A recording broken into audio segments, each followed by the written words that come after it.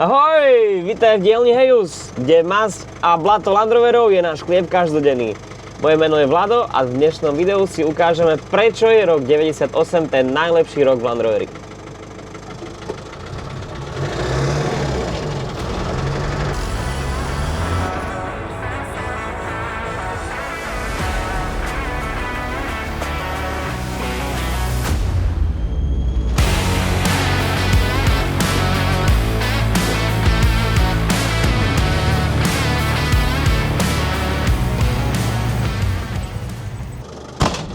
Takže rok 98. Tento Defender je vlastne ten náš úplne prvý, ktorý začal celé moje Land Roverácké dobrodružstvo ešte v tom teda roku 98. A prečo hovorím, že je najlepší práve tento rok? No napríklad sa končila éra týchto mechanických motorov, ktoré boli neskôr nahradené o mnoho komplexnejšími, zložitejšími motormi, ktoré boli závislé od elektroniky, kdežto tomuto, aj keď je už takýto chudák zubožený, v zásade netreba nič viac než naftu, vzduch a on proste štartne. Čiže toto auto má za sebou momentálne na tachometri 220 000 km, čo sa nezdá možno ako veľa, ale tough life proste. Prvé roky s mojím otcom boli, že preteky, majster Slovenska vo offroade, prevrátil sa na ňom, niekoľkokrát s ním niekde nabúral, šuchol, chytil čosi.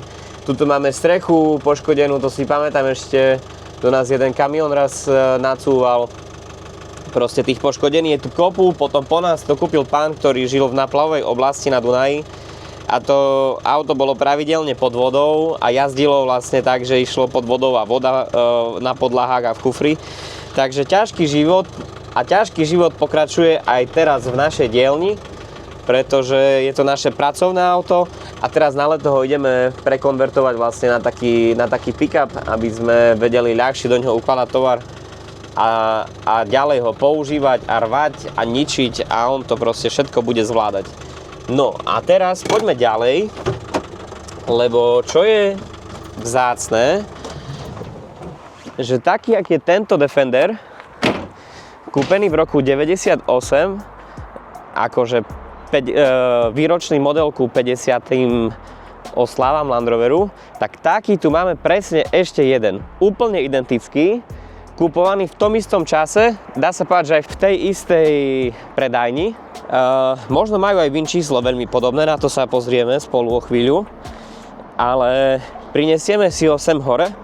A na ňom sa ešte aj zachovali pôvodné dobové nálepky a celkovo majiteľ sa o to o mnoho lepšie staral. A potom ešte tu mám jeden skvost, ktorý si ku tomu teda výročnému 98. roku predstavíme a ukážeme. No takže tu je krásavec. Tiež odpracoval niečo už. Ale je to v ďaleko lepšom stave než to naše.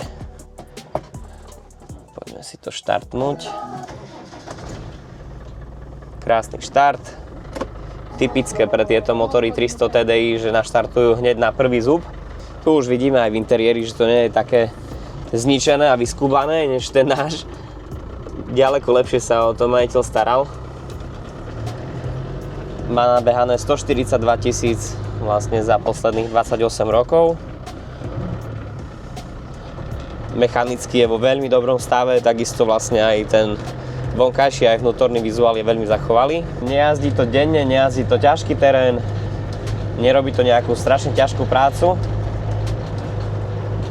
No a zaparkujeme ho teraz vedľa toho nášho, aby sme videli, že čo ten náš už prežil a okoľko je tá naša 98 viacej poznačená už tými poslednými rokmi makania, brodenia sa Dunajom. Keď sa na nich pozrieme spredu, tak líšia sa nárazníkom. A tento nárazník, ktorý máme na tejto zachovalej 610, tak on bol pôvodne aj na tom našom. Len na tom našom si viete predstaviť, že vlastne po tých offroadoch a stretom so stromami, prevrátení a tak ďalej, tak ten nárazník proste už bol úplne dokrivený, zničený, nezachrániteľný. Takže ten už žiaľ u nás nie je, ináč boli úplne identické kedysi tieto dva Defendre. Tuto na ňom sa ešte vlastne zachovali aj pôvodné nálepky ku 50. výročiu, čiže v 98. Land Rover vyslovene pre slovenský trh chcel urobiť takú uvádzaciu akciu, že ku 50. výročiu 50% zľava, čo znie veľmi atraktívne a tak to aj bolo. Akože bol tento ročník a model bol veľmi populárny na Slovensku práve preto, že bol pomerne dostupný. Samozrejme Land Rover to urobil šikovne a vlastne vybral si fakt, že jednoduchý model, ktorý aj vo svetovom meritku je vlastne patrí medzi najlacnejšie, pretože tieto trojdverové dlhé verzie nemajú nejakú veľkú popularitu. Tiež tá výbava vo vnútri nebola nejaká extra, vlastne nemal zadné sedadla, v podstate to bolo dvojmiestne auto, akurát ľudia si ho už potom prispôsobovali. No a príde aj on nárad, akože dáme ho trošku dokopy, nenecháme ho takto. U nás je teraz ešte len pár mesiacov a zatiaľ akože makal každý deň, ale už je ten stav taký všelijaký, no a máme na ňo pripravené aj diely, aj kapacity v dielni, že by sa nám dostal pod ruky teraz. A teraz tie VIN čísla som chcel pozrieť. 1, 4, 2, 7, 5, 8. Schválne, hej, že či sú nejak blízko seba. 4, 3, 3, 3, 2. No je tam rozdiel okolo 500 aut medzi nimi, tak nie sú až takí úplne súrodenci, ale možno sa na tej linke stretli, alebo aspoň na tej ceste potom z Anglicka na Slovensko, tak verím, že sa stretli v kamióne. Čiže už ako som naznačil a spomenul, že ako ľahko tieto motory štartujú, tak tieto 300 TDI, čiže 2,5 litre z 90. rokov, sú známe tým, že fakt, že im netreba veľa, že na tú jednu otáčku chytnú.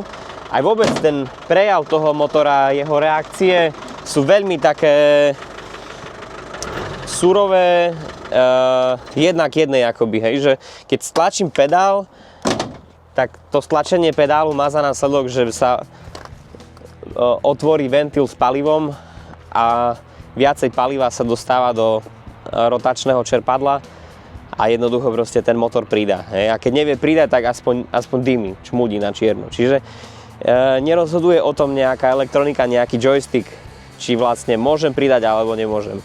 A obidve tieto Defendre vlastne z roku 98 sú zároveň poslednými, ktoré boli takto jednoduché, takto vďačné vlastne a takto húževnaté a vlastne neviem si predstaviť, že by Defender z tých novších ročníkov, nejaká 2016 zvládla fakt tak náročné podmienky a tak náročný život, jak zvládol tento 300 TDIčkový Defender.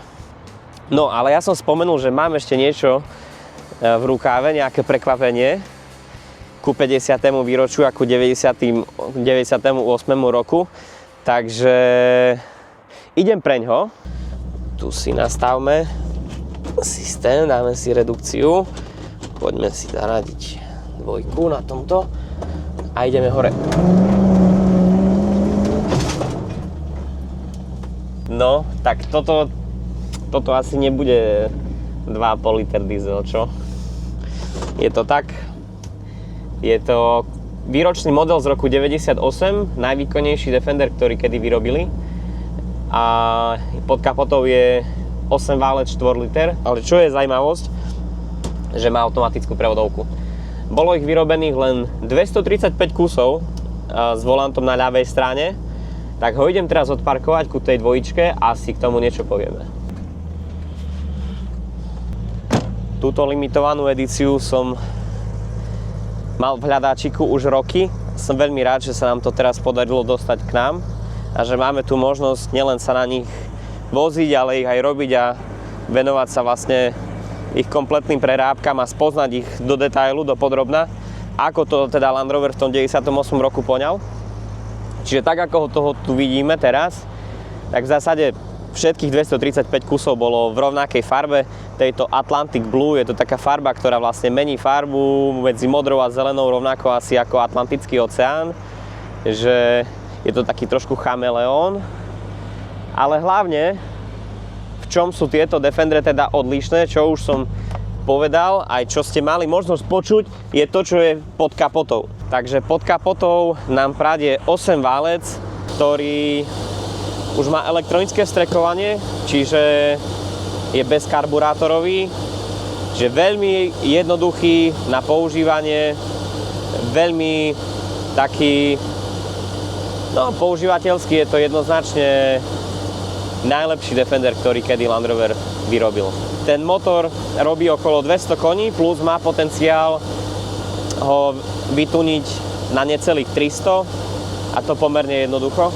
A 300 koní v takomto daily, takomto Defenderi, ktoré sa využíva na denné jazdenie, je úplne že postačujúce a báječné. Proste on už teraz s týmito 200 koňmi a s tou automatickou prevodovkou je to jedna báseň s tým jazdiť. Ako, dlho som bol zastanca toho, že veď ak mám manuálnu prevodovku, tak je to taký akože šoférsky zážitok. Poviem pravdu, že po tých 20 rokoch jazdenia v Defenderoch ma tento automat dostal. Proste je to veľmi pohodlné, ten pocit z toho stlačenia plynu a rýchlej reakcie.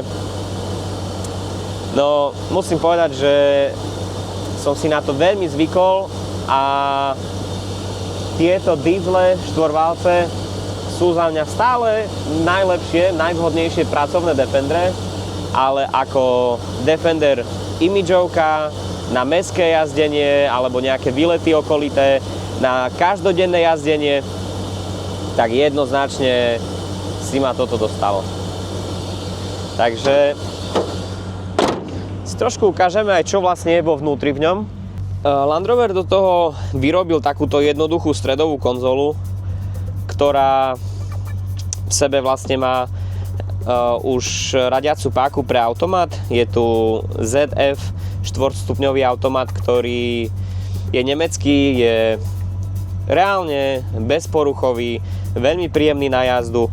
Dokonca tým, že je tu možné vlastne ešte preradzovať trojku, dvojku, jednotku, tak aj dynamická jazda s tým je celkom ľahko sa vlastne s tým dá dynamicky jazdiť, že keď chcem náhle zrýchliť v meste, obehnúť a tak ďalej, tak si to manuálne proste prehodím za jazdy napríklad do trojky alebo do dvojky. Na pôvodnej polohe klasickej zostala ešte potom radenie, redukcie a uzávierky, to samozrejme všetko funguje. V čom ešte boli fajn tento 98. rok, táto limitovaná edícia, že mali klimatizáciu, čo sa samozrejme v Defenderi, ktorý sa jazdí denne, tak sa veľmi zíde. Možno trochu, čo by sa aj dalo vytnúť, ale to všetkým klímam v Defenderi je tento priestor na nohy, ktorý tu je tým limitovaný. My teraz v rámci projektu, ktorý tento rok robíme a v rámci renovácie týchto limitovaných edícií, tak sme prepracovali vlastne aj tú klimatizáciu tak, aby sme ju skryli, ale zároveň aby sme zachovali vlastne ten dizajn toho klasického Defendera. Keďže Land Rover vytvoril teda limitovanú edíciu, tak povedali si, že všetko, čo poznajú už z modelov Range Rover a Discovery, tak musia sa snažiť vlastne použiť aj v Defenderi. Čiže máme tu klimatizáciu, máme tu automat. Zároveň tu pridali prémiové audio, sú tu 4 reproduktory, čiže v dverách máme dvojicu reproduktorov, v kufri sú ďalšie 2. Pridali tu immobilizer v rámci bezpečnosti, čo je, povedzme, že immobilizer z roku 98 už možno pre dnešný štandard nie je úplne že super bezpečný, ale v tom čase to bolo terno. Zároveň tu dali šíber, strešné okno a ešte tu vidíme potom tento masívny roll cage, ktorý vlastne firma Safety Devices v tom čase dodala a vyrobila vyslovene pre tieto limitované edície. Sú v ňom drobné zmeny oproti tomu, čo sa dá bežne kúpiť. Nebudem tak ale však podrobne do toho zachádzať. Avšak výhoda tohto roll cageu, okrem toho, že nás vlastne chráni, je, že vlastne celý ten Defender stuhol. Je ozaj pevnejší a cítiť to pri jazde. Menej vrzga, menej cítiť nejakú pružnosť karosérie, je fakt, že tuhší a tým pádom aj v zákrute lepšie podrží, aj po nerovných cestách je ten pocit taký stabilnejší. Ďalšou takou výhodou drobnou, ktorú urobili, je, že vlastne už vtedy v 98. vyrezali túto stredovú priečku, vďaka čomu je možné sedadlo posúvať úplne dozadu. Nezdá sa to ako veľká vec, ale zase, pokiaľ tento Defender mali vyrobiť ako najlepší a najpoužiteľnejší na to denné jazdenie pre náročného klienta, tak je to veľmi dobré rozhodnutie, pretože reálne toho miesta na nohy je tu fakt dobre, fakt dosť. V porovnaní s 90 z toho istého obdobia, ktorá tu má ešte stále tú priečku. Takže možno by sme si mohli ešte trošku zvuk motora vypočuť. No, to je krása. To je krása. A niekoho by zajímalo, koľko to žerie. No, nepoviem. Možno v ďalšom videu. Ale kde, srandujem. Spotreba sa tu hýbe niekde nejakých 16 až 20 litrov. Kto už vyriešil vlastne pri 8-válci spotrebu? Hej. Kto má vzťah k autám a má rád zvuky motorov a prejav 8-válca, tak tá spotreba je vlastne druhotná. Nádrž má 65 litrov a na tej 65 litrovej nádrži tým pádom približne každých tých 300 km je potrebné dotankovať. Ale zase, akože nie je to úplne Defender, s ktorým by som sa išiel vybrať na cestu okolo sveta, ale na to daily jazdenie okolo domu, na nákupy, na krátke výlety, na chalupu, je to, že wow.